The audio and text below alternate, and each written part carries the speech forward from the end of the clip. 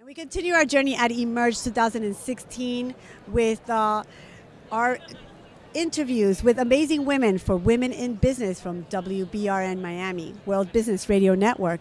And we have the pleasure of speaking with our dear friend, our amazing entrepreneur, an amazing go-getter, woman in business. Thank you. Thank you. Christina Miller with Intermedia Touch. Yes, and she is part of all the amazing things that are happening at Emerge, and I know that you are part of the whole infrastructure that's going on in Emerge. So tell us a little bit about your participation in this amazing conference here in year 2016. Well, my situation is a little unique. I actually began with Emerge America at its inception. I was at their first trade show 3 years ago.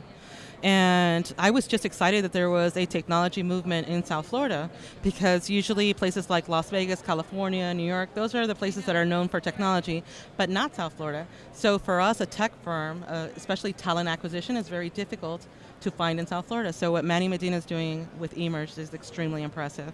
So I was glad to see that last year, year two, they had almost 10,000 attendees. So our booth had a great turnout, a lot of great prospecting, a lot of great networking, met a lot of new folks from out of town. So this year I think it's up to 16,000 attendees, and we've been nonstop, so my feet are tired. Well, they had to close it out because it was sold out and it was capped. It was just really? I was not even aware. Oh, yes. They had to close it out. It doesn't surprise me. It was just amazing. So why is a woman deciding to head a technology company that is actually making such an amazing dent and an amazing stand in the technology world, especially here in South Florida? Tell me a little bit about that, Christina. So the God's honest truth is that I was extremely bored. I was the CFO of a soccer shoe company for 14 years. And I was tired of running numbers and doing spreadsheets and doing metrics, and I was just like, enough is enough. So the company that I worked for sold off its U.S. division, and I was like, what am I going to do next? So when this opportunity came about, we studied the market for about 6 months, and we saw that there was a need in the marketplace for what we were doing, but we said, how do we create a niche for ourselves? And that niche was in the integration. So not only do we provide our clients with the hardware solutions that they need, but we design all the custom content for them. So basically you're coming to one company for the entire scope of the project. And this is so much more fun than what I was doing before. Oh my God, and you're so good at it. And it's so funny because when you think about all this numbers and spreadsheets and all that for a soccer company, and then all of a sudden going all digital. Mm-hmm. It's like there's no correlation here. You went like from A to Z, and Z became your passion. Yep, and I love it. I love it. 70% of our business is designing games for casinos. So let's just say that our creative meetings get very interesting.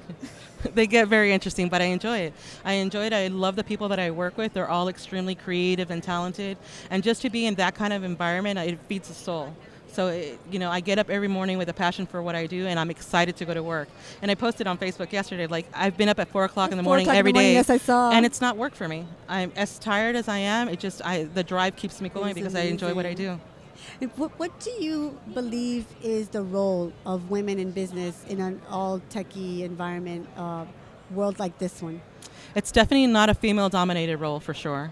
So when I come to events like this and I see women like Mary Spio leading up a company like Seek, and I see women in these high-powered tech positions, it excites me, because at least in our company, we're 90% male, 10% female. And even from the young talent that we recruit, 90% of my applicants, they're all males that come in through the door. So when there's a female that walks in the door, I pay special attention. And I think that organizations like this at Emerge America, they're bringing to light all the opportunities that there are out there for women. So I'm a non-technical person in the sense that I don't code. But I'm the ideal person. Yes, exactly. And I hire the right talent, and I have them code exactly what our clients desire. So there is an opportunity for everyone. So some women are intimidated, and they think, you know what, I don't really know what a RAM is on a piece of computer, and I don't know what JavaScript is, and I don't know what the difference is of all these different languages. There's a role for everyone, and this is the future. Everything in the future is going to be technology-based. Absolutely, and I think that women, especially coming out of college right now, they need to be well-versed in everything technical, no matter what field you're in. Well, I think that goes well with every type of business, because even if you're a business owner and you had your own company, you do not necessarily need to know each and every single role that your company has that your staff is going to do. So that's why you hire people that are specifically targeted in the areas that you need to make up the team and to be able to move forward and grow. My staff is definitely smarter than I am in their each individual roles, and I actually believe that when I have an interviewee and I ask him questions and they're explaining something to me that I didn't even know was aware of the market, I'm like, that's the person that I want. I want the person that's going to walk in and teach us something. If I'm the smartest person in the room, then I don't want to be in that room. Well, you have no room to grow. Absolutely. Because Absolutely. if you, as the leader of your company, if you don't grow, then your company doesn't grow either. Absolutely. So kudos to you and your team, because I know them personally, and I know they're amazing as people, and I know that the talent that you surround yourself with is A+1. So what do you believe is the role that Emerge is playing? For example, today is Women in Technology Day, and there's amazing speakers. There are also men speakers, which was funny when I saw the schedule, that I said, men speakers in the Women in Technology section, but of course they're all targeted into embracing women and lifting up and showcasing her role in technology. But what do you believe all this that is happening with Emerge and Women in Technology, and how that funnels into tomorrow's Women in Technology? I think that it's making us a lot more comfortable with the industry as a whole. So even if you come from a different background, if you're in finance, you're in insurance and so forth, and you come to a conference like Emerge and you see all the different opportunities there, women were multifaceted. We're so easily adaptable to change. And especially when you're looking for a career change and you're not happy with what you're doing, you can come to a place like this and see all the different opportunities. And whether you're 20 and you're coming out of college, or you're 60 and you're getting ready to retire, there's so many diverse opportunities for you to get involved in here. So definitely it's an education. I agree. I agree 100%. It's education and growth at all levels.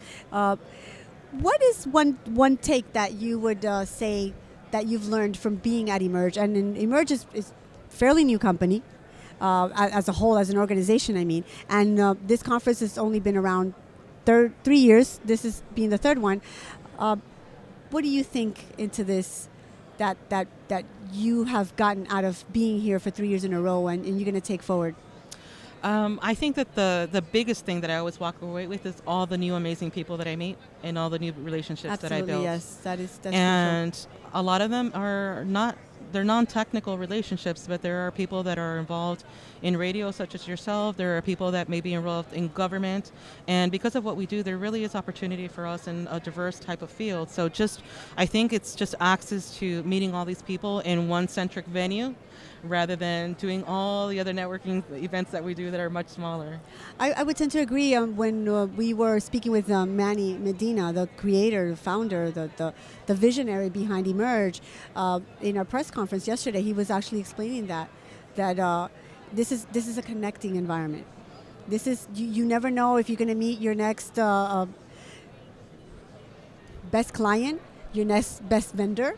You don't tend to see that in expos. Expos normally are very cold, and they're very product based. Yes, product based and not personable. And Emerge is not like that. It's about the relationships. It's about building the community and building those relationships. Absolutely. I mean, I think I personally have shaked hands with 16,000 attendees. I would tend to believe that, because I know you guys are amazing in your booth, and I see you from here. So. Emerge 2016. What do you think Emerge 2017 will look like? Well, they surprise and they shock and awe every year, so I'm expecting big things next year. And we're involved with them also as a vendor. We did all their wayfinding touchscreens for the event and all of that. So I'm looking forward to the next creative meeting to start talking about 2017, but I'm sure they will surprise. I bet they will.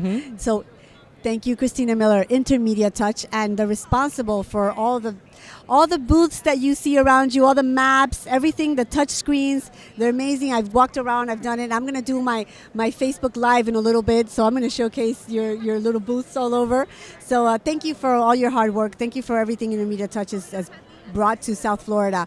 And we'll be having you on our show, Women in Business, hopefully soon. You're a hard woman to get. And Sally, thank you for having this forum for women.